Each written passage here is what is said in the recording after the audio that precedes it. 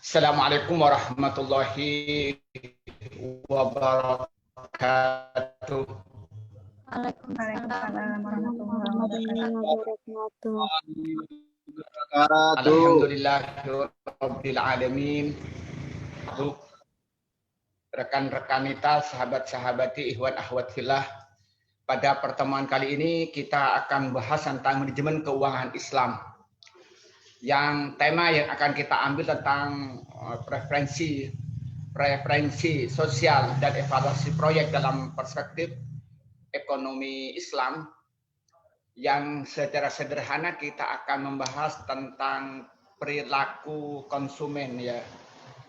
Karena kita akan bicara itu sangat penting, kita membicarakan tentang perilaku konsumen yang tujuan supaya terjadi cash flow dalam perusahaan kita dalam bidang keuangan. Karena kalau kita melakukan langkah-langkah tidak sesuai dengan yang diinginkan daripada konsumen, maka keuangan yang kita keluarkan ini tidak akan efektif dan tidak akan mendapatkan keuntungan yang besar. Maka banyak penulis-penulis yang menulis tentang teori perilaku konsumen itu. Maka untuk lebih jelasnya saya persilakan kepada presentator untuk menyampaikan materinya dengan jelas dan tuntas. Dan yang perlu dipertegas itu menurut perspektif ekonomi Islam ya. Karena PowerPoint yang masuk ini cuma menurut konvensional. Sama sekali tidak membahas tentang perspektif Islam.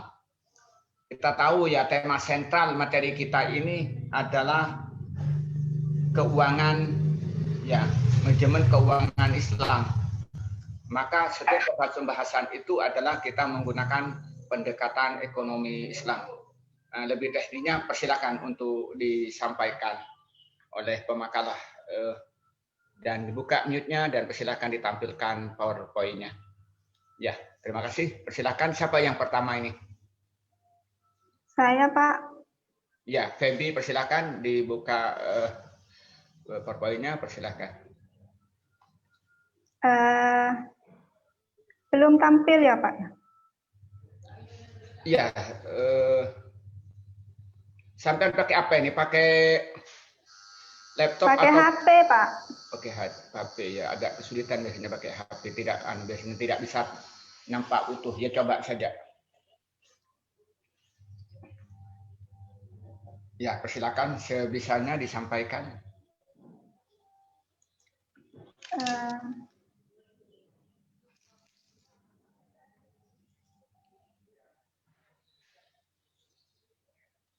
Enggak tampak ya, Pak ya? Belum tampil.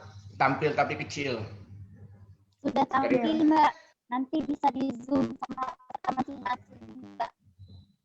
Sambil ini ya, Pak ya, sambil melihat teman-teman bisa melihat PPT yang saya kirim di grup. Karena di sini tampilannya kecil. Bisa saya mulai ya, Pak? Ya, persilakan. Bismillahirrahmanirrahim. Assalamualaikum warahmatullahi wabarakatuh. Alhamdulillahirabbil alamin. Pada pagi hari ini kita bisa melanjutkan diskusi kita, terutama untuk membahas tentang preferensi sosial dan evaluasi proyek dalam perspektif Islam. Saya coba cari-cari di referensi apa itu preferensi sosial. Kemudian yang banyak dibahas mengenai tentang preferensi konsumen, gitu. Kalau berbicara tentang preferensi sosial, ini ada beberapa yang mendefinisikan, mulai dari KBBI, kemudian para tokoh dan juga para psikolog. Saya bacakan sedikit. Kalau dalam KBBI, preferensi itu adalah sesuatu yang didahulukan atau diutamakan dari yang lain. Sedangkan menurut beberapa tokoh seperti Kotler misalnya, ini mendefinisikan preferensi sosial atau preferensi konsumen sebagai sikap konsumen terhadap produk dan jasa sebagai evaluasi dari sifat kognitif seseorang, perasaan emosional, dan kecenderungan bertindak melalui objek atau ide. Kemudian dalam psikolog, preferensi bisa dipahami sebagai sikap individu terhadap suatu objek. Biasanya tercermin dalam proses pengambilan keputusan mereka gitu. Adapun preferensi sosial atau preferensi konsumen dalam konsep Islam itu berbeda dengan preferensi non-Muslim gitu.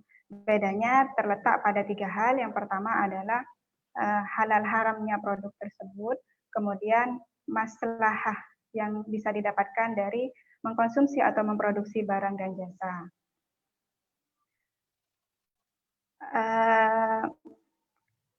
Masyarakat Muslim cenderung melihat nilai manfaat atau maslahah ketika ingin membeli atau memakan sesuatu, sehingga yang diinginkan itu belum tentu dia bisa miliki atau dia ingin miliki.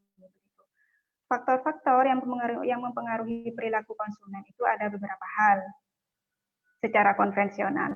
Yang pertama adalah budaya di sekitar, bagaimana kondisi bangsa, ras, geografis, kemudian agama yang dianut. Yang kedua adalah kelas sosial. Kita ketahui bahwa di masyarakat itu secara alamiah membentuk kelas-kelas sosial, strata atas, strata bawah, itu yang saya ketahui. Kemudian selain kelas sosial, ada juga kelompok acuan.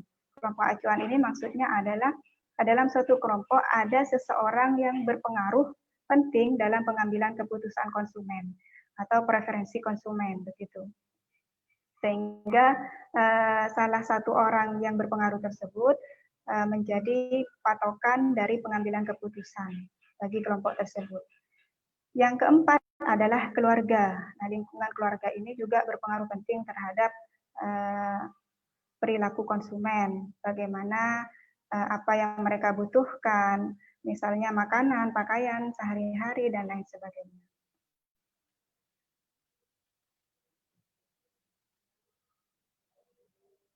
Oke. Sebentar. Nah, 3 karakteristik perilaku ekonomi dengan menggunakan tingkat keimanan sebagai asumsi. Ini berdasarkan konsep Islam ya secara sederhana saja. Yang pertama, ketika keimanan ada pada tingkat yang cukup baik, itu biasanya seseorang mengkonsumsi atau memproduksi barang atau jasa berdasarkan 3 motif. Pertama, maslahah, kemudian kebutuhan, dan kejiwaannya masing-masing. Yang kedua, ketika keimanan ada pada tingkat yang kurang baik, maka motifnya tidak lagi didominasi oleh 3 hal pertama, tetapi sudah dipengaruhi juga secara signifikan oleh ego, kemudian rasionalisme, dan keinginan-keinginan yang bersifat individualistis. Yang ketiga, ketika keimanan ada pada tingkat yang buruk. Nah, motif ekonominya ini sudah didominasi oleh nilai-nilai individualistis, ego, keinginan, dan rasionalisme. Gitu. Ini bagaimana gambaran sedikit mengenai pola atau perilaku konsumen dalam memilih barang dan jasa. Lanjut pada poin kedua tentang analisa proyek dalam kerangka membangun bisnis yang sehat. Oke. Analisa proyek atau kita bahas dulu tentang pengertian proyek itu. Definisinya di sini adalah segala sesuatu yang dikerjakan untuk pertama kali, bisa berupa konstruksi bangunan, bisa juga berupa pekerjaan mengorganisir sesuatu. Gitu. Ada juga batasan-batasan proyek itu ada 3 hal ya. Yang pertama, ruang lingkup, apa yang ingin dicapai dari pelaksanaan proyek tersebut. Kemudian yang kedua adalah waktu, berapa lama waktu yang dibutuhkan untuk menyelesaikan proyek. Yang ketiga adalah biaya atau budget yang dibutuhkan untuk menyelesaikan proyek tersebut. Manajemen proyeknya seperti apa? Kerangka kerja manajemen proyek perusahaan. Jadi ketika kita ingin mengerjakan proyek, maka kerangka manajemennya bisa tergambarkan sebagai berikut. Pertama adalah perencanaan strategis. apapun yang kita akan kerjakan, terutama hal-hal penting seperti pengerjaan proyek, itu yang pertama kali harus kita pikirkan adalah perencanaan strategis.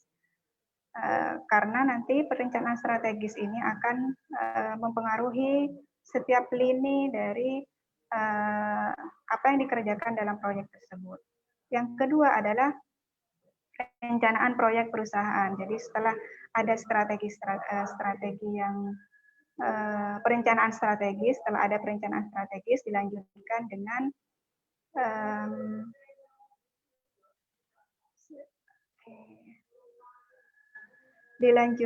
dengan penempatan strategis dari sumber daya yang ada. Lalu perencanaan proyek ini sudah spesifik untuk masing-masing area kerja, artinya apa sebagai apa, kemudian bekerja di bagian apa. Begitu. Yang ketiga adalah perencanaan dan pelaksanaan proyek secara khusus. Ini sudah berbicara tentang pelaksanaan proyek secara spesifik. Lalu poin berikutnya critical success faktor suatu proyek atau kriteria faktor-faktor yang dianggap sukses dalam melaksanakan proyek itu ada beberapa hal. Yang pertama, definisi tujuan proyek atau gambaran sederhananya visi misi lah ya, proyek itu nanti akan dibawa kemana dan akan dikerjakan dalam bentuk yang bagaimana. Yang kedua adalah dukungan dari top manajemen atau manajemen puncak yang memiliki peranan penting dalam kebijakan pelaksanaan proyek tersebut. Jadi ketika top manajemen ini mendukung penuh dengan kebijakan-kebijakannya, maka keberhasilan proyek menjadi lebih dekat atau lebih bisa terjangkau. Yang ketiga adalah keterlibatan pengguna. Jadi ketika kita mau melaksanakan atau mengerjakan suatu proyek, keterlibatan pengguna itu juga menjadi hal yang penting untuk kita perhatikan. Artinya nanti proyek kita ini apakah bisa sesuai dengan kebutuhan pengguna atau tidak. Karena tanpa analisis yang demikian, maka proyek kita akan terkesan minim guna, bahkan akan menjadi sia-sia. Faktor keempat yaitu peran manajer proyek. Nah, peran manajer proyek ini bisa dikatakan peran vital ya, karena manajer proyek ini sangat menentukan keberhasilan suatu proyek. Jadi orang yang menjadi manajer proyek harus benar-benar menguasai atau ahli dalam bidang-bidang yang terkait dengan proyek. Selain itu juga dibutuhkan jiwa kepemimpinan, tanggung jawab, dan kemampuan dalam hal berkomunikasi dengan seluruh anggota proyek. Faktor lain yang mempengaruhi ada sumber daya manusia, kemudian perkiraan yang akurat. Nah, perkiraan yang akurat ini juga menjadi bagian vital. Kita juga sering temui bahwa beberapa proyek ada yang mengalami kegagalan karena perkiraan yang tidak akurat, serta uji coba dan pelatihan. Itu yang terakhir.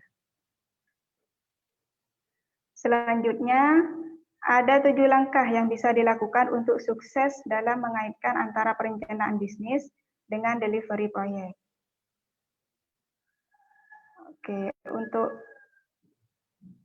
untuk bisa mengarah pada kinerja yang berhasil atau sukses, kita perlu melakukan langkah-langkah. Salah satunya adalah yang pertama, evaluasi kemampuan dan tantangan organisasi. Kemudian, rilis manajemen proyek enterprise. Setelah para eksekutif perusahaan memutuskan apa yang menjadi visi mereka, tahapan selanjutnya adalah membuat komitmen untuk melangkah ke depan. Gitu. Jadi lebih sederhananya di rilis manajemen proyek enterprise ini penempatan SDM yang tepat sangat mempengaruhi kinerja. Yang ketiga adalah analisis kebutuhan dari manajemen secara terperinci. Sama dengan proyek lainnya, tahap pertama dalam penentuan rincian solusi ini adalah dengan menetapkan ruang lingkup dan batasannya. Oke. analisis kebutuhan dan manajemen proyek secara terperinci. Yang keempat adalah merancang model manajemen proyek perusahaan. Fase ini menjadi bagian vital di mana para ahli atau profesional di perusahaan menjalankan perannya. Ada dua area yang menjadi fokus pada fase perancangan ini, yaitu yang pertama proses yang sudah ada dan mengembangkan proses-proses baru sesuai dengan kebutuhan. Tujuannya adalah untuk menentukan solusi yang mencakup keseluruhan organisasi, yang mewakili seluruh organisasi sembari memperoleh keuntungan dari kemampuan dan fitur yang dimiliki organisasi. Langkah kelima adalah membuat tools untuk manajemen perusahaan. Tools ini yang dimaksud adalah kebijakan atau prosedur untuk menjaga konsistensi dalam menjalankan proyek ini. Gitu. Langkah keenam, melakukan validasi model manajemen proyek perusahaan. Setelah ada konsep yang bagus, kemudian dituangkan menjadi perangkat lunak, langkah selanjutnya adalah melakukan uji coba terhadap konsep yang ditetapkan bersama. Uji coba itu bisa kita terapkan kepada proyek yang sudah dalam kondisi chaos dan perlu untuk diperbaiki. Keuntungan dengan memilih proyek ini adalah jika berhasil, model yang ditetapkan telah terbukti teruji, bahkan proyek yang paling rumit sekalipun, yaitu proyek yang sudah chaos misalkan. Langkah terakhir adalah implementasi model manajemen proyek perusahaan.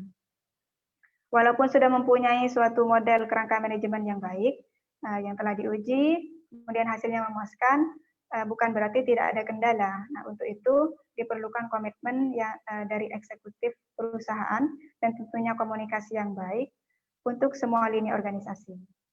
Nah, kerangka kerja manajemen proyek harus menjadi prinsip dan disiplin yang harus dijalankan perusahaan mulai dari top level sampai dengan bottom. Begitu. Mohon maaf Gus, untuk analisa proyek dalam kerangka membangun bisnis yang sehat ini, untuk referensi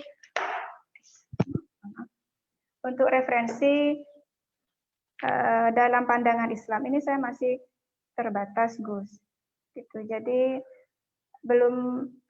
masih keterbatasan referensi Gus. Nanti mungkin bisa ditambahkan dengan teman-teman yang lain atau sambungan dari Gus Wadud. Itu saja dari saya, Gus. Terima kasih. Assalamualaikum warahmatullahi wabarakatuh.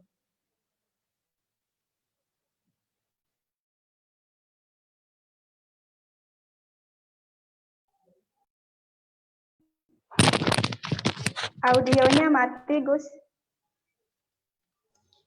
Pemakalahnya 2 atau 1 pemakalahnya? 2, Gus. Ya, persilakan berikutnya. Ya, nanti langsung ditanggung bareng karena judulnya sama, persilakan. Sebelumnya Gus, untuk tema makalah yang akan saya presentasikan nanti sekarang ini sebenarnya sama temanya dengan yang minggu kemarin Gus, tapi karena saya tidak masuk jadi dipresentasikan hari ini Gus. Iya, nggak apa-apa dipresentasikan. Ya.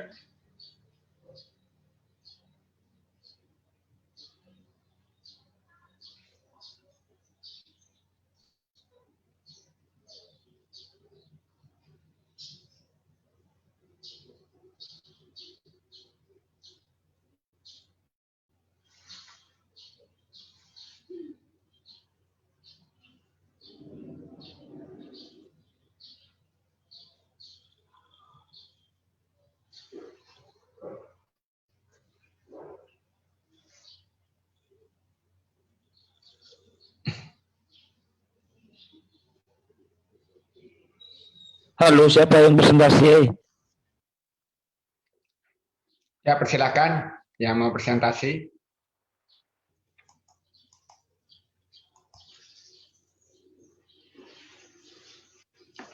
Silakan yang mau presentasi, siapa? Mbak Ida Junaida. Ya, persilakan dimulai. Monggo Mbak Ida. Ya, Mas, ini masih mau share slide, Gus.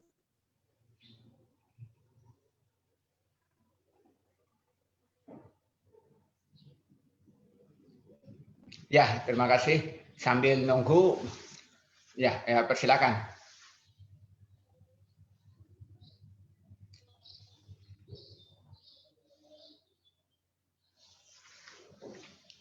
Ya, persilakan. Ini Gus lagi disiapkan sama Mbak Ida.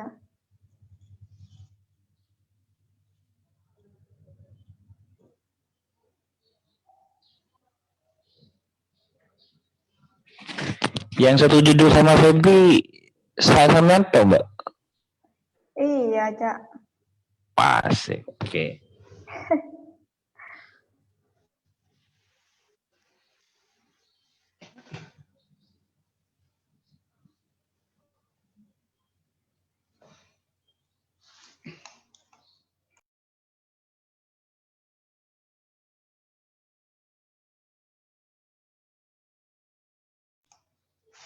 Assalamualaikum warahmatullahi wabarakatuh. Ya, sambil dipersiapkan kelihatannya ada problem. Saya akan menggabung dulu dengan yang apa.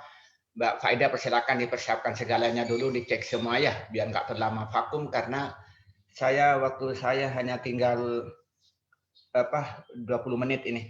Ya, jadi saya untuk menghemat waktu ya. Terima kasih tadi sudah membahas tentang preferensi ya. Jadi kita ini dalam bisnis ini kan melihat di beberapa sisi. Yang pertama yang kita lihat itu bagaimana perusahaan ini bisa berjalan dengan baik untuk mendapatkan keuntungan yang secara maksimal. Maka kita yang dilihat itu yang pertama kita lihat tentang sumber dana ya, kemudian juga sumber daya manusianya yang kita lihat secara rinci. Maka karena itu ketika mengerjakan suatu proyek itu maka kita lihat ini apakah perusahaan kita ini ke depan akan berkembang dengan baik atau tidak. Maka yang akan dilihat nanti produk yang akan dihasilkan ini apa nanti diterima di pasar atau tidak. Yang kedua, kita ini akan melihat apakah sumber daya manusia yang kita miliki dalam perusahaan ini dapat memuaskan konsumen. Itu yang kita dilihat. Karena tujuan akhir itu kan ke market share. Bagaimana barang itu laku. Maka karena itu kita perlu melakukan beberapa analisis. Ya. Analisis yang pertama kita itu analisis tentang kecenderungan pasar. Apa sih yang diinginkan oleh pasar itu pada saat itu harus kita dianalisis secara mendalam. Nah, kemudian yang kedua kita melakukan analisis tentang sumber daya yang kita miliki. Nah, ketika kita ini sudah menganalisis dua ini, maka nanti akan memproduksi produk-produk yang dimana itu akan diterima di pasar. Nah, yang akan pada endingnya perusahaan itu akan berkembang dengan baik dan akan maju dan akan mendapat keuntungan yang tinggi. Namun dalam realitas, terutama usaha kecil dan menengah itu tidak melakukan analisis yang tajam tentang hal ini. Sehingga yang paling banyak itu mengalami kegagalan. Dia itu dalam teori ekonomi itu adalah orientasi produk, bukan orientasi pasar. Dalam bahasa mereka itu hanya ingin menjual apa yang mereka produksi, tapi tidak menjual apa yang dibutuhkan oleh konsumen. Sehingga apa yang terjadi, maka produk-produk yang dikembangkan itu tidak begitu diterima di pasar, ya akhirnya gagal. Itu yang banyak terjadi dalam realitas di dalam perusahaan-perusahaan. Maka ketika itu namanya proyek usaha-usaha baru itu perlu perangkat yang sangat mendalam, melakukan analisis yang tajam tadi. Maka harus mempunyai informasi yang cukup dalam buat perencanaan yang akan melihat beberapa aspek untuk membuat itu, kemudian rencana itu betul-betul dilaksanakan. Itu yang pertama. Kemudian yang kedua, kalau kita bicara tentang manajemen keuangan Islam atau preferensi sosial dan evaluasi proyek dalam prinsip ekonomi Islam, maka kita melihatnya itu di sisi Islam. Yang pertama kita mendahulukan tentang etika. Di situ tentang kejujuran yang dibangun lebih dulu, amanah dibangun lebih dulu.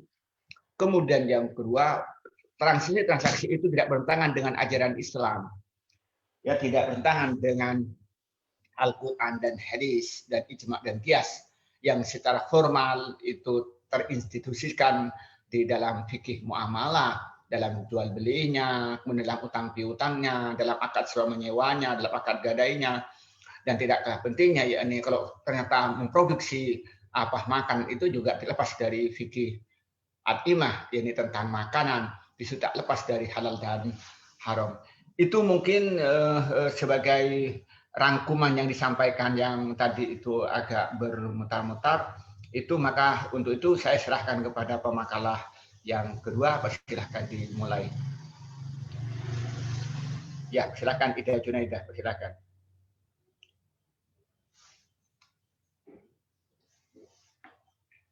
Silakan Ida Junaidah.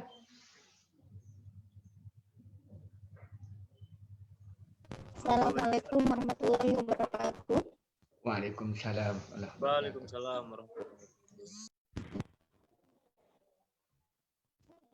Ya, alhamdulillah terkait dengan makalah yang akan saya presentasikan hari ini sebenarnya sama dengan yang minggu kemarin. Kita akan berbicara tentang konsep dasar dari capital expenditure itu. Secara garis besar ini juga sudah dijelaskan oleh rekan saya Mas Fatir kemarin. Saya sempat melihat PowerPoint-nya juga makalahnya yang sudah di-share di grup. Sedikit saja saya tambahi di sini. Secara garis besar capital expenditure itu merupakan sejumlah biaya yang dikeluarkan perusahaan untuk membeli, untuk memperbaiki, atau juga merawat aset dalam jangka panjang atau dalam jangka waktu panjang demi keberlangsungan bisnisnya. Dengan kata lain, CAPEX ini dimaksudkan untuk memperkuat perusahaan dalam meningkatkan profit yang dicita-citakan. Seperti itu. Jadi, biaya pengeluaran Dani. Jadi dalam hal ini capital expenditure ini tujuannya capital expenditure ini disusun tujuannya untuk menghitung sejumlah biaya yang dibutuhkan untuk mendirikan suatu usaha atau juga perawatan dalam jumlah besar terhadap suatu alat-alat produksi tertentu seperti itu. Selanjutnya macam-macam capital expenditure di sini. Yang pertama adalah biaya untuk pemeliharaan tingkat operasi yang ada dalam suatu perusahaan. Yang kedua adalah biaya yang akan memungkinkan terjadinya peningkatan atau pertumbuhan di masa depan. Artinya ini untuk peningkatan produksi seperti itu. Terus ada satu catatan bahwa capital expenditure ini bisa berupa dua macam. Yang dimaksudkan di sini adalah CAPEX dapat berwujud seperti mesin atau benda-benda fisik lainnya, atau juga CAPEX bisa tidak berwujud seperti hak paten atau perlindungan haki bagi karya intelektual yang bersifat teknologi seperti itu. Nah, contoh-contoh CAPEX di sini ialah bisa dilihat teman-teman di slide yang di-share seperti bangunan, terus tanah, perangkat komputer. Pokoknya ini alat-alat yang digunakan atau peralatan yang digunakan ketika suatu badan usaha akan mengadakan produksi seperti itu. Jadi modal di awal. Juga terkait dengan perawatannya di pertengahan pelaksanaan usaha. Dengan catatan perawatan dan perbaikannya dalam jumlah besar seperti itu. Nah, selanjutnya ada beberapa hal yang perlu diperhatikan kenapa menghitung CAPEX itu menjadi hal yang penting. Yang pertama, adanya efek jangka panjang. Ini berkaitan dengan efek dari keputusan capital expenditure biasanya berpengaruh ke masa depan perusahaan. Prediksi kegiatan produksi atau manufaktur saat ini terutama merupakan hasil dari keputusan melakukan CAPEX di masa lalu. Artinya kualitas produksi di masa yang akan datang merupakan suatu dampak yang dihasilkan dari aktivitas penghitungan CAPEX di masa lalu. Ketika pertama kali mendirikan perusahaan atau ketika kita melakukan sebuah investasi di masa depan. Nah, ketika kita mau mendirikan suatu badan usaha, kita akan melakukan yang namanya membuat rincian apa saja yang dibutuhkan seperti itu. Ketika kita membuat rincian yang sudah fix, yang sudah jelas dengan peralatan yang sekian, kualitasnya yang bagus, nah ini akan mempengaruhi kualitas produksi kita di masa depan seperti itu. Yang ketiga adalah biaya awal yang sangat tinggi. Karena untuk pengadaan fasilitas atau pengadaan infrastruktur di awal perusahaan ini berdiri atau pemeliharaan yang sifatnya nominal dengan nominal yang sangat tinggi memerlukan biaya yang sangat besar, maka dirasa penting melakukan penghitungan yang akurat terkait dengan pengeluaran modal ini. Yang terakhir adalah depresiasi atau penyusutan. Dalam hal ini, semua peralatan yang kita miliki atau yang dimiliki oleh sebuah perkantoran atau perusahaan akan mengalami penyusutan nilai di masa depan seperti itu. Contohnya ketika kita membeli kendaraan, hari ini dengan harga 200 juta misalnya, 2 tahun atau 3 tahun lagi atau bahkan 5 tahun lagi harganya sudah tidak akan senilai dengan 200 juta ketika kita pertama membeli seperti itu. Makanya dirasa penting kita harus melakukan penghitungan capex yang akurat. Selanjutnya adalah beberapa tantangan saat kita melakukan capex atau menentukan penghitungan capital expenditure. Salah satunya adalah masalah pengukuran. Masalah pengukuran ini berhubungan dengan penghitungan nominal seperti itu, penghitungan nominal atau penghitungan biaya saat kita menganggarkan capital expenditure. Yang kedua adalah ketidakpastian atau uncertainty. Nah, hal ini berhubungan erat dengan peramalan masa depan yang biasanya dilakukan oleh suatu perusahaan untuk meramal seperti apa potensi bisnis kita di masa depan. Nah, ini menjadi salah satu tantangan tersendiri saat kita menyusun kapital pengeluaran atau penghitungan capital expenditure seperti itu. Karena kita harus mereka atau harus melakukan ramalan yang itu sifatnya tidak pasti di masa depan, apakah bisnis kita ini akan berjalan lebih baik atau malah sebaliknya seperti itu. Yang ketiga adalah split temporal atau penambahan waktu guna. Ini hubungannya dengan penambahan waktu guna suatu barang atau suatu fasilitas yang biasanya dia digunakan dalam jangka waktu 3 sampai 5 tahun, tetapi di sini ada penambahan waktu lagi, misalnya digunakan sampai 5 dan sampai 7 tahun.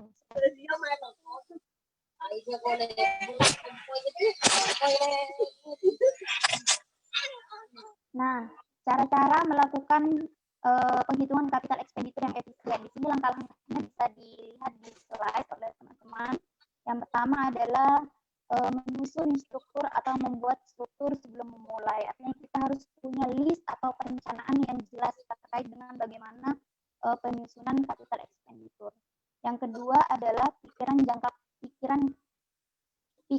jangka panjang. Nah, capital expenditure ini sifatnya jangka panjang, bukan hanya dalam satu periode atau 1 tahun, tapi biasanya lebih dari 1 tahun.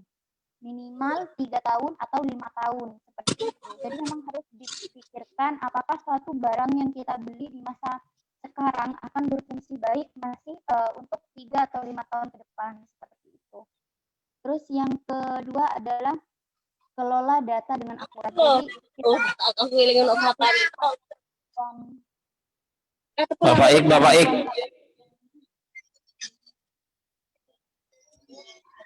Untuk penentuan capex ini kita butuh mengelola data secara akurat. Ini untuk membuat anggaran yang realistis dan menghasilkan laporan yang berharga. Dalam artian tidak fiktif data keuangannya seperti itu. Nah, yang keempat adalah detail harus optimal. Jadi hal ini ditujukan untuk menghindari terjadinya pemborosan waktu penghitungan. Misalnya kalau hal-hal kecil dimasukkan juga, nah ini akan akan terjadi ketidakefisienan waktu seperti itu. Yang terakhir adalah bentuk kebijakan yang jelas. Hal ini berkaitan dengan suatu aturan perusahaan. Nah, jadi itu adalah langkah-langkah yang dibutuhkan untuk menyusun penghitungan kapital ekspenditur atau pengeluaran modal di suatu perusahaan. Selanjutnya adalah faktor-faktor yang mempengaruhi kapital ekspenditur. Nah, beberapa faktor ini catatan sebelum melanjutkan menjelaskan tentang faktor-faktor ini, bahwa kelima faktor yang tertulis di sini secara umum menjadi penentu atau berpengaruh besar terhadap penentuan kapital ekspenditur. Tetapi untuk beberapa perusahaan tertentu, kelima faktor ini tidak include semuanya. Mungkin hanya ada 1, 2, atau 3 faktor saja. Yang pertama adalah internal cash flow atau aliran arus kas. Nah, ini merupakan suatu aliran kas pada suatu perusahaan dalam periode tertentu, yang tentunya ini merupakan hasil dari proksi oleh selisih antara laba operasional bersih setelah pajak dengan investasi dalam modal operasional, seperti itu. Jadi ini adalah kondisi keuangan yang ada dalam satu perusahaan tertentu. Yang kedua adalah insider ownership atau tingkat kepemilikan. Ini berhubungan dengan pemilik perusahaan yang sekaligus mengelola perusahaan. Biasanya ini berkaitan dengan orang yang memiliki saham atau juga memiliki kuasa manajerial dalam pengambilan keputusan satu perusahaan. Seperti itu. Yang ketiga adalah opportunity investment atau kesempatan investasi.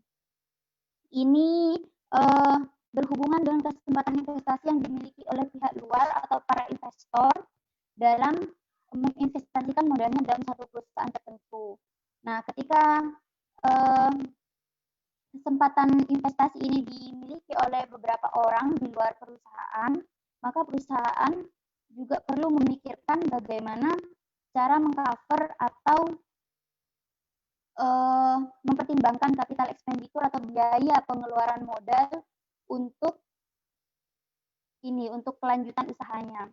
Yang keempat adalah ukuran perusahaan. Nah, besar kecilnya sebuah perusahaan atau badan usaha itu juga mempengaruhi pengeluaran modal. Seperti itu. Jadi kalau perusahaannya yang dikelola adalah perusahaan besar, otomatis pengeluaran modalnya juga besar. Jika perusahaannya kecil, maka otomatis pengeluaran modalnya lebih kecil, seperti itu. Dan yang terakhir adalah pertumbuhan penjualan. Ini berhubungan dengan growth of sale atau peningkatan penjualan di masa mendatang. Nah, kenaikan jumlah penjualan ini biasanya dinilai dari 1 tahun ke tahun berikutnya. Apakah terjadi pertumbuhan atau tidak? Nah, ini di bawah ada tabel contoh pengakuan akuntansi dari kapital ekspenditur. Teman-teman mungkin bisa di zoom ya. Ini bentuk penulisannya di buku kas seperti ini. Yang perlu diketahui di sini adalah biaya modal ini berbeda dengan biaya operasional, seperti itu. Di mana biaya modal ini merupakan suatu biaya dengan jumlah besar yang dikeluarkan oleh suatu perusahaan dalam jangka waktu tertentu yang lebih dari 1 tahun dengan jumlah nominal biasanya di atas 5 juta, seperti itu. Akan tetapi, kalau biaya operasional itu biasanya masuk ke dalam kategori beban, dan itu biasanya ditulis di buku laporan laba rugi, seperti itu. Nah, kategori beban ini seperti apa misalnya? Misalnya seperti pembayaran bunga bank, atau yang kedua adalah pembayaran gaji karyawan, atau misalnya perbaikan-perbaikan yang sifatnya kecil, seperti perbaikan kulkas, pembelian kulkas, yang jumlahnya itu relatif kecil. Itu masuk dalam kategori biaya operasional atau operasional ekspenditur, seperti itu. Nah, di bawah di sini juga ada bentuk penjabaran dari tabel yang di atas ketika ditulis dalam buku kas seperti itu terkait dengan kapital ekspenditur. Untuk ini sebenarnya ada yang tidak saya temukan di sini adalah bentuk penghitungan atau pengakuan akuntansi dalam ekonomi Islam terkait dengan capital expenditure. Jadi saya beranggapan bahwa perbedaannya adalah terletak pada penghindaran riba seperti itu. Hal ini bisa berkaitan dengan cara kita memperoleh modal dalam melakukan cara kita memperoleh modal sebelum kita melakukan suatu pengembangan usaha seperti itu. Mungkin itu saja yang bisa saya sampaikan, kurang lebihnya mohon maaf, nanti bisa dilanjutkan diskusi. Jika ada tambahan dan pertanyaan kami persilahkan. Terima kasih. Assalamualaikum warahmatullahi wabarakatuh. Mic-nya Gus. Sekarang yang menjadi moderator Rifa. Ayo.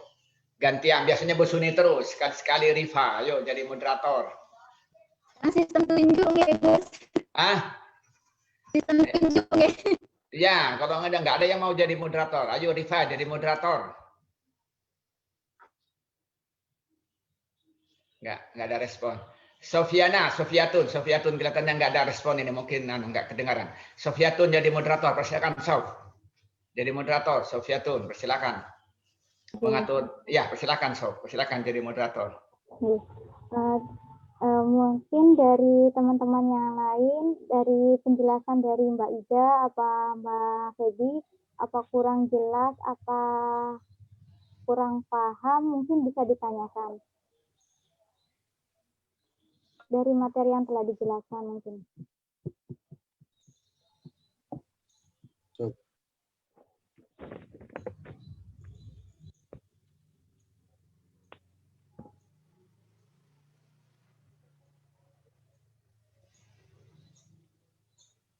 Ya, persilakan. Gimana, ada yang teman-teman, dari teman-teman, Mas Baisuni mungkin? Tingkatannya bukan tidak paham, memberikan analisis. Ini kayak S1 aja, masuk S2 bilang mau bertanya. Ya analisis. Ayo wis. Kalau bilang nggak berpaham tuh kan malu. Iya, Gus. Analisis. Ayo, yang lain, ayo.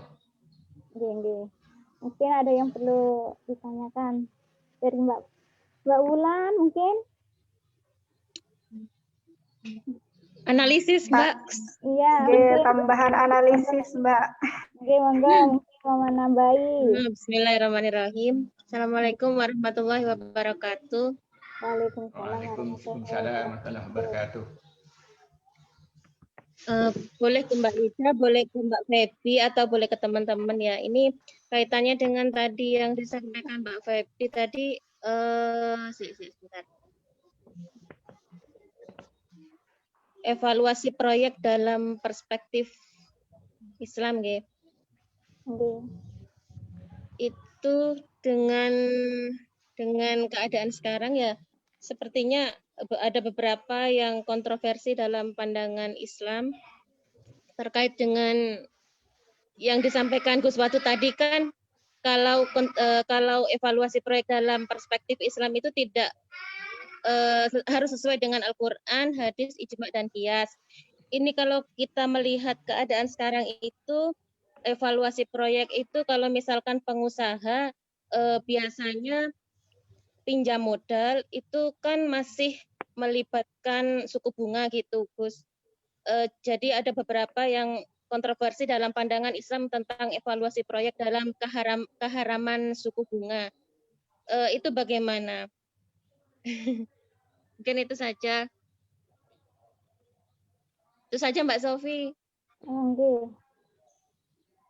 Pertanyaan berarti itu langsung dijawab itu Mbak Febi. Ya, mungkin bisa langsung dijawab Mbak Febi biar nggak vakum Mbak pikirannya. Monggo Mbak jawab Mbak Febi. Itu suku bunga itu ya Mbak ya. Umum itu pertanyaannya. Bukan hanya saya itu. Ya, mungkin Mbak Ida juga nanti bisa nambahin. Mbak Ida monggo Mbak dimulai Mbak. Iya Mbak Ida juga pun tidak apa-apa tadi Mbak Ida juga terakhir di detik-detik terakhir itu juga ada pernyataan tentang ini ya, sebelum melakukan usaha kan mesti kita butuh usaha. Ini juga berkaitan dengan makalahnya Mbak Feby.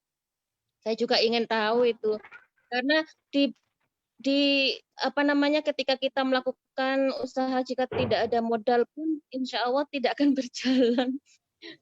Sedangkan di mungkin bank yang sudah di bawahnya Dewan Syariah pun kadang tidak mempunyai ini apa namanya tidak mempunyai fasilitas yang diperlukan pengusaha tersebut gitu. Terbatasan fasilitas yang dimiliki oleh beberapa lembaga yang sudah di bawahnya DPS gitu. Mungkin Ya, Mbak Ulan, mungkin saya mau mencoba menjawab nih Mbak Ulan.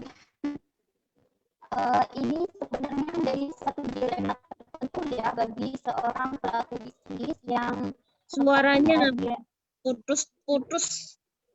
Suaranya Mbak, halo, Ji, suaranya putus-putus Mbak Ida. sebentar. Sudah enak? Apa masih putus? Lumayan sudah wis Mbak, coba Mbak. Ini sebenarnya menjadi satu dilema tertentu bagi setiap pelaku bisnis yang notabene tidak pernah berpikir atau tidak pernah apa namanya tidak pernah memikirkan bagaimana cara kita mendapatkan modal seperti itu yang pastinya sesuai dengan syariat Islam atau ekonomi Islam seperti itu. Kita tidak bisa memungkiri bahwa badan usaha atau setiap perusahaan besar itu tidak memiliki modal, tetapi tidak sepenuhnya modal itu milik pribadi, tetapi modal itu berasal dari dia bisa minjam pada bank, bagian besar modal usaha. Kalau saya pribadi ini kembali kepada tingkat kesadaran konsumennya. Mbak Ida nggak jelas. Suaranya Mbak Ida putus-putus. Nggak jelas Mbak Ida, putus-putus.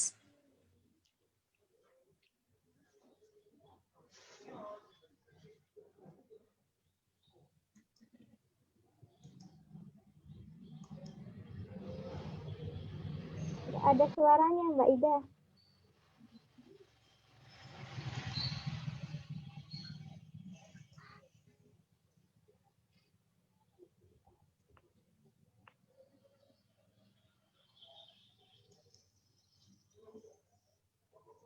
Halo, kok kelihatannya lepas dia? Oh, mungkin bisa ditambahi dari Mbak Feby, karena Mbak Ida nggak ada sinyal mungkin. Suaranya Mbak Feby. Saya menangkap sedikit dari penjelasan Mbak Ida tadi. Sebenarnya kalau yang saya tangkap ya, karena suaranya kurang jelas, itu kalau berbicara tentang bunga bank masih dilematis menurut Mbak Ida. Artinya ada beberapa pendapat yang memiliki argumen yang berbeda. Cuma sepemahaman saya untuk sesuatu yang berasal dari pinjaman, kemudian terdapat kelebihan untuk membayar yang itu ada suara lain.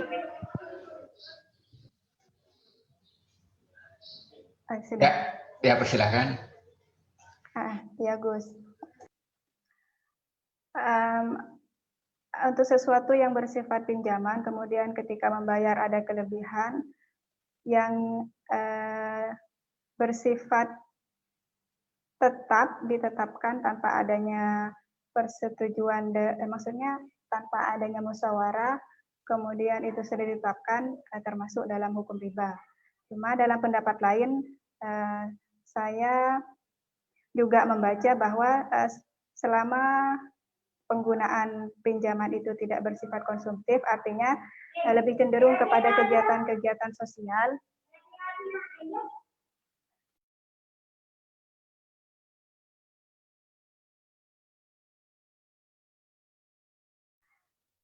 Maaf Gus, ya.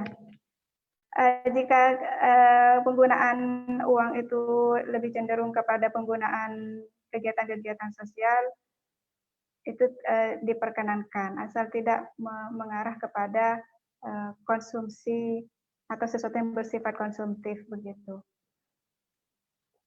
Sejauh pengetahuan saya memang bunga bank ini kontroversi ya penggunaannya, apakah halal atau haram, cuma saya mengetahuinya sebatas itu saja, nanti jika ada kesalahan bisa diluruskan. Biar penjelasannya tidak semakin kemana-mana tambah menyesatkan. Mohon maaf, Gus. Terima kasih Mbak Febi. Mungkin ada tanggapan juga dari Mbak Wulan.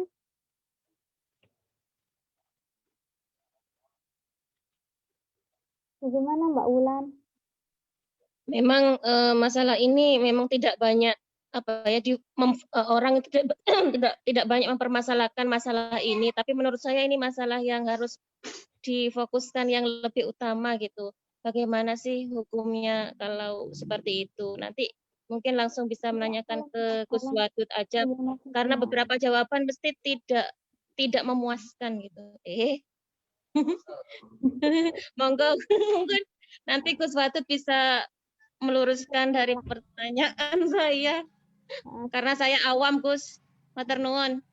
Jadi kalau pakai istilah memuaskan itu, kalau yang jawab laki-laki itu jadi khawatir jawabannya gitu, Mbak Wulan gitu. jadi Mas Yudi itu yang bingung penjelasannya kalau tidak memuaskan katanya. Jadi beginilah ya.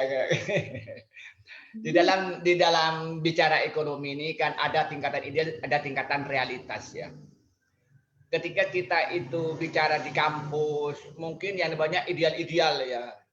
Terutama kita bicara ekonomi Islam, bicara tentang maurib, maisir, waror, dan riba gitu ya. Nah, saya ini yang ketepatan dosen, ya ketepatan saya pelaku bisnis gitu ya. Dan yang paling saya sekarang lagi fokus itu saya mengembangkan simpan pinjam di pondok saya ini. Saya lagi fokus tuh ngurusin itu tuh sekarang ini. Nah, saya ini perlu dana pengembangan bisnis di koperasi saya ini. Saya buka usaha baru itu di dalam keripik pisang, kemudian kerupuk beras, dan peyek pohon beluntas. Dan yang paling banyak respon positif tuh peyek pohon beluntas ini. Nah, itu satu sisi. Satu sisi itu di BMT saya ini ternyata itu anggota ini sangat banyak yang memerlukan pinjaman ya, pembiayaan lah istilahnya itu. Nah, di tengah-tengah ini adalah teman yang menawarkan ada pinjaman lunak, tapi sistemnya konvensional. Menawarkan itu kalau pakai bunga itu per tahunnya 3%. Menarik sekali gitu ya, dengan 3% per tahun, coba bayangkan. Nah, sementara kalau kita pakai syariah itu per tahunnya 12. Nah, kira-kira kalau kita bicara realitas bisnis, kita milih yang mana, Mbak Wulan, kira-kira sebenarnya ini? Kalau ini kita, ya kita kan bicara ya, kemarin punya proyek sekarang pokoknya proyek yang sedang saya kembangkan, misalnya 3 proyek itu, ditambah dengan 2 proyek yang sedang dirintis itu ayam cuper dengan budidaya lele. Terus ada penawaran, Anda bisa pinjam mulai dari 500 juta sampai 5 miliar. Hanya yang diperlukan adalah surat RAT dan sebagainya, itu tidak minta jaminan. Sementara yang nawarkan 1% itu per bulan atau 2% per tahun, itu persyaratannya rumit sekali. Harus ada agunan tanah dan macam-macam. Nah, kalau kita bicara realitas, kira-kira milih yang mana ini? Ini antara cita dan fakta gitu. Ini saya bicara realitas yang saya hadapin sekarang ini. Nah, saya itu sekarang sedang membuat proyek baru itu membuat minimarket ya, retail yang memiliki pondok. Nah, untunglah ada suntikan dana untuk pembangunan 300 juta. Ada orang baik lah pada saya itu beri uang 300 juta gitu. Walaupun dijanjiin nanti itu di awal Desember gitu uangnya itu. Nah, coba. Cuman isinya dari mana? Dengan asumsi perlu dana 600 juta. Sekali-kali ada yang menawarkan lagi tadi dengan bunga loan ya, bunga rendah. Sedangkan yang pakai syariah menawarkan 12%, sedangkan yang tadi yang non syariah menawarkan 3%. Oke lah, kita pakai akad murabahah, pakai akad ijarah, kita sama-sama ngerti. Itu per tahun kalau dikonversi ke bunga itu menjadi 12. Dan dengan persyaratan yang administrasi yang agak rumit untuk dipenuhi gitu ya. Sementara yang menawarkan itu yang sistem bunga itu hanya 3% dengan persyaratan yang lebih mudah. Nah, realitasnya kita milih yang mana? Nah, maka katanya Pak Ulad ini kadang-kadang jawaban tidak pernah memuaskan gitu ya, kira-kira begitulah gitu. Itu kita bicara fakta dulu. Saya tidak berandai-andai karena saya juga pelaku ekonomi dan juga memposisikan sebagai pemfatwa gitu ya. Saya ingin menyatakan begini. Yang pertama memang secara besar ulama itu membeda pendapat tentang bunga bank itu. Dan itu yang paling pertama kali itu secara formal diskusikan masalah bunga itu adalah konferensi fikih dulu itu secara formal itu pada tahun 72 itu konferensi fikih di Jeddah yang dihadiri 71 ulama besar di dunia. Jadi pada waktu Indonesia itu tidak ngirim karena dianggap itu belum siap untuk bergabung di situ di tahun 72 itu. Nah, di antaranya dari Mesir itu ada Muhammad At-Tantawi, kemudian dari Arab Saudi, kemudian dari Emirat, dan semuanya itu datang sebanyak 71 ulama besar. Nah, di antara juga Yusuf Qaradawi yang hadir pada waktu itu. Kemudian yang datang pada waktu itu Syekh Wahbah Az-Zuhaili. Ini sudah tokoh-tokoh sudah kelas dunia itu yang datang. Dari 71 orang ini, 70 orang menyatakan haram. Hanya satu dari Mesir namanya At-Tantawi itu yang menyatakan halal. Nah, kemudian dari satu itu argumen seperti yang disampaikan tadi ada dua yang diperbolehkan. Yang pertama itu untuk produktif. Yang kedua bunganya rendah. Karena alasannya yang pertama yang menyatakan boleh ta'kulu riba at'afa mudha'afa. Jadi yang tidak boleh makan riba yang berlipat ganda, yang bunganya itu tinggi. Kalau bunganya rendah itu tidak ayat itu. Yang kedua, ayat itu dipakai untuk yang konsumtif, bukan untuk produktif. Nah, itu katanya argumen yang dibangun. Nah, setelah terjadi diskusi panjang dari 71 yang hadir itu, yang satu itu menyatakan halal, 7 menyatakan haram. Ternyata Syekh Muhammad Tauhid dari Mesir itu tidak bisa mempertahankan dalilnya. Nah, secara formal keputusan itu menjadi haram. Walaupun pada awalnya itu dua pendapat, tapi pada akhirnya karena dia tidak bisa mempertahankan pendapatnya dengan analisis asbabun nuzulnya berdasarkan tang hadis bahwa ini terjadi nasih mansuh, ternyata itu dia tidak mempertahankan dalilnya. Maka berarti keputusan konferensi itu menyatakan haram. Karena walaupun satu menyatakan halal, dia tidak bisa mempertahankan dalilnya dalam diskusi itu. Gitu. Itu yang pertama. Kemudian yang kedua itu kemudian di Indonesia ini pada sekitar tahun 88 itu kalau nggak keliru saya pada waktu masih di Sidogiri pada waktu itu saya masih belum mengikuti perkembangan secara utuh, namanya di pondok nggak pernah keluaran dan media tidak masif kayak sekarang gitu ya. Itu ada satu ormas besar itu dia itu yang memfatwakan itu bunga bank itu boleh dan dia itu akhirnya membuka bank, tapi ternyata banknya tidak berjalan, dia tutup gitu ya. Nah, kemudian singkat cerita itu pada 2007 itu MUI itu secara formal itu memfatwakan bahwa bunga bank itu haram. Itu secara formal MUI itu menyatakan bunga bank itu haram. Gitu. Nah, itu yang ketiga. Kemudian yang keempat, ini statement yang disampaikan. Maka orang yang berpikir idealis mesti akan mengikuti yang haram tentang bunga bank itu. Karena dalilnya sangat kuat. Karena kalau merujuk kepada sejarah ini terjadi nasih mansuh. Ya, ini ayat yang pertama itu wadaruma bagaimana riba in kuntum mu'minin itu. Dan tinggalkan segala riba. Wadaruma baqiya minar riba itu sampai menggunakan ma baqiya minar riba. Itu sekecil apapun riba harus ditinggalkan gitu ya. In kuntum mu'minin, kalau kamu beriman ya, kalau enggak ya persilakan gitu ya gitu kan. Nah, itu jadi terjadi nasih mansuh dan kemudian khutbah Rasulullah di Haji Wada itu bukan khutbah yang terakhir itu semua riba itu diharamkan. Nah, kemudian ini Kemudian kembali lagi itu yang kelima. Gimana realitasnya?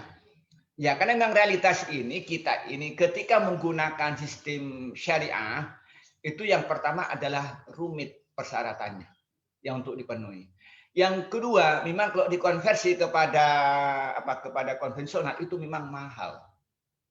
Karena yang banyak itu 1% per bulan atau 12%. Kemudian ada bank syariah tertentu itu menarik itu 7% per tahun gitu ya. Itu yang saya dapatkan gitu. Kalau disebutkan nanti saya itu tidak baik, tidak etis gitu ya. Tapi kalau memang pelaku bisnis sudah paham gitu. Ada yang ngambil 12, ada yang ngambil 7. Dan saya kedua-duanya sih punya hubungan yang baik gitu. Karena lembaga saya sama-sama penggabung. Nah, kemudian yang keenam, ketika bicara tentang fakta kepada pelaku ekonomi, ya kembali kepada nuraninya masing-masing. Apakah kita itu mengambil dalil-dalil yang masih khilafiyah, kalau bahasa saya dalil yang remang-remang untuk menjustih amat perbuatan, apa ikhtiar, apa hati. Kalau yang berpikir duniawi bicara tentang keuntungan ansih, mesti berpikirnya ngambil yang mana? Mesti ngambil yang halal, cari dalil-dalil yang membenarkan perilaku itu. Tapi yang berpikirnya ikhtiar, pasti mengambil dalil yang haram. Nah, saya ngambil ilustrasi. Satu ketika mertua saya itu ada tamu datang, alumni. Alumni ini sebenarnya dulu itu dia pinter. Jadi artinya dengan hukum itu paham gitu ya. Lalu dia datang kepada mertua saya itu yang sudah sepuh bilang begini, Kiai, bagaimana hukumnya bunga bank? Katanya begitu. Nah, Kiai ini mertua saya ini alim sekali, baik itu alim di kitab dan alim retorika gitu ya. Jawabannya sederhana. Kalau kamu warok, ya kamu tidak melakukan itu. Kalau kamu nggak warok, ya kamu melakukan itu. Itu jawabannya pendek gitu ya. Jadi dia tidak membangun argumen yang rinci. Karena dia tahu dirinya kiai, apa yang diomongkan dia percaya. Yang dia tahu bahwa yang bicara itu juga ngerti. Mencari justice. Maka jawabnya mertua saya ini sederhana jawabannya. Kalau kamu warok, kamu ya tidak menggunakan bunga bank, tidak menggunakan uang bank. Tapi kalau kamu nggak warok, ya kamu nggak akan menggunakan menggunakan uang bank. Itu jawabannya. Dia tidak bisa nyerang lagi, nggak bisa tanya lagi. Ya artinya istafti qalbak, tanya kepada hati nuraninya. Nah, kemudian yang ketujuh, ini mungkin untuk diskusi kuliah kita dalam masalah ini, gitu kan. Ya kita nurani kita. Yang pertama secara duniawi ketika kita itu banyak menggunakan yang haram, mesti itu hidup itu tergoyahkan. Saya mempunyai teman dekat, saya tidak ingin menyebut takut dibilang ini ITE gitu ya. Dia itu membina kos-kosan, dibangun dengan uang bank. Sudah keuntungannya itu karena dia itu punya kos-kosan di dekat 2 perguruan tinggi negeri, dia itu pendapatannya rata-rata per bulan itu 40 juta. Rata-rata per bulan. Buat bayangkan. Kalau Ahmad Basuni berani kawin itu kira-kira begitu gitu ya. Coba tuh. Itu real. Saya tahu. Kalau saya tunjukkan sampean tahu. Iya, kalau saya tunjukkan disebutkan saya tahu orangnya sampean itu. Tapi ini kan tidak etis gitulah. Tapi apa yang terjadi? Allah itu memberikannya lain. Ternyata dia punya anak 3. Anak yang pertama dia menikah tanpa mendapatkan restu dari orang tua. Akhirnya dia lari dari rumahnya. Sehingga apa? Setiap ketemu dengan saya itu ngelongso bikin anak yang dididik mulai kecil sampai besar, begitu lulus menikah karena nggak direstui dia kabur dengan karena dia laki-laki bukan perempuan ya kan. Mudah kalau perempuan kan perlu wali, dia kan nggak perlu wali gitu. Tapi dia ngelongso. Nah itu. Dan saya punya kenalan lagi, ya sekitar 2 bulan datang ke saya. Dia sudah sepuh, dia ngeluh tentang hidupnya. Nah. Dia juga begitu, setelah telusuri dia terlibat di bunga bank. Kalau dia bukan bunga bank, dia rentenir. Gitu. Nah, dia telusuri gitu. Tapi dia ingin bertobat gitulah dan sebagainya. Jadi akhirnya begini. Kalau saya bicara seperti kata Al-Qur'an itu bahwa kalau riba itu walaupun secara zahir itu menghasilkan uang tapi barokahnya nggak ada. Tapi kalau sedekah sekalipun itu secara zahir mengurangi tapi keberkahan itu ada. Nah, mungkin yang sudah berkeluarga yang paling bisa merasakan yang namanya Mbak Wulandari ya kan sudah mengeluarga. Ketika kita mendapatkan rezeki yang barokah itu apa? Anak itu sehat, perilakunya menyenangkan, suami sehat, perilakunya menyenangkan gitu. Jangankan punya uang banyak ya, sedikit pun itu hati itu tentram. Kira-kira begitu, itu keberkahan gitu ya. Tetapi ketika itu uang tidak berkah, jangankan nggak punya uang banyak pun hati itu menjadi gelisah. Ya, hati curiga jangan kawin lagi lah gitu ya, atau sikapnya yang kasar lah gitu ya. Itulah rahasia Tuhan. Itu menurut saya begitu. Tapi saya kembali lagi, di dalam teori ekonomi ini tidak fikih ansih, tapi ada yang disebut namanya itu etika ya. Kita bicara moral gitu ya. Maka kenapa kata Imam Ghazali itu man tafaqaha biduni tasawufin faqad tafassaqa wa man tasawwafa biduni tafaqquhin faqad tazandaqa. Orang yang ahli fikih tanpa diikat dengan tasawuf itu cenderung fasik. Nah, begitupun orang yang bertasawuf tanpa didukung fikih cenderung sindik. Terus terang saja, saya ini kan fikih Muqarana S1 saya. Saya bisa contoh masalah akad nikah. Saya kalau pakai dua madhab bersamaan, kalau kata Imam Abu Hanifah, kata Imam Hanafi ya, madhab Hanafi bukan badal Hanafi ya. Kalau kita ini menikah ini kalau sudah janda itu nggak usah pakai saksi. Tapi kata Dzahiriyah itu kalau kawin dengan janda itu nggak usah pakai wali. Loh, saya tahu dalilnya kedua-duanya itu. Kalau saya pakai bisa kawin berduaan dengan mahasiswa kan begitu gitu kan. Kan begitu yang terjadi itu kan. Itu yang terjadi. Nah, maka tapi yang mengikat kita ini kan masalah etika, tidak hanya fikih ansih. Itu masalah etika. Itu masalah etika lah. Jadi kalau kita bicara bisnis itu tidak ansih fikih gitu ya. Nah, kalau kita ini pakai fikih ansih cenderung itu khilaf. Mencari jalan untuk menghalalkan barang yang haram dengan mencari dalil-dalil yang memperkuat keinginannya, menjustis keinginannya itu Mbak Wulandari. Jadi jawaban saya begitu. Jadi kalau yang menyatakan haram dalilnya sudah jelas, yang menyatakan halal itu ya ada dalilnya. Nah, ada suatu ketika yang menarik ini pengalaman saya itu sekitar 4 tahun yang lalu ya.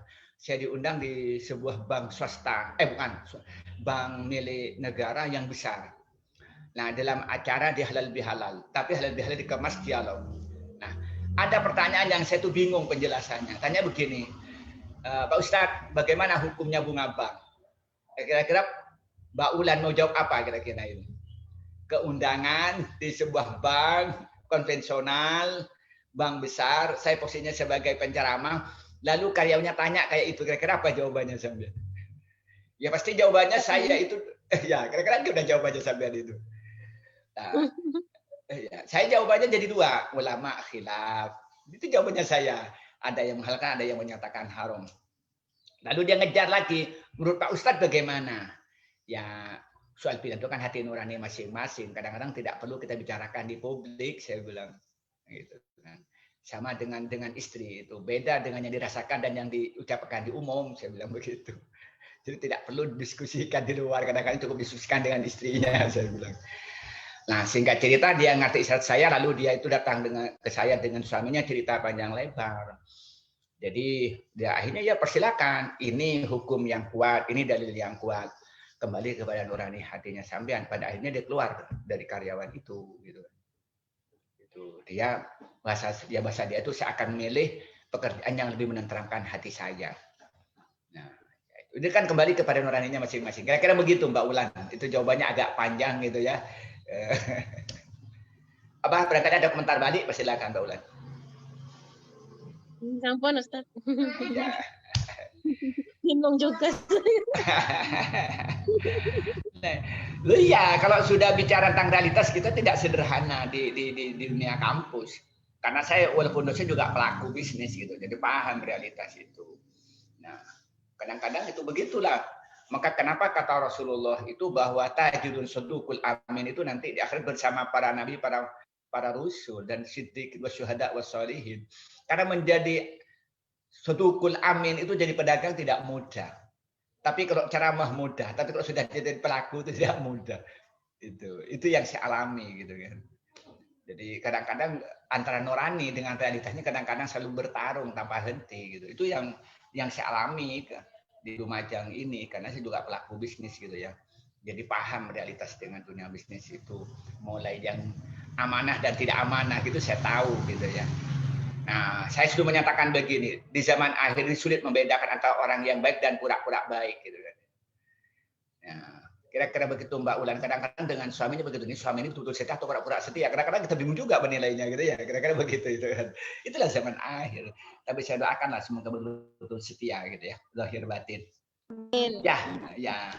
Mbak Junaida posisinya di mana? Kok naik turun Mbak Junaida? Halo Junaida. Sinyal di tempat saya kurang enak, jadi harus pindah-pindah. Iya. Iya, Gus. Ya,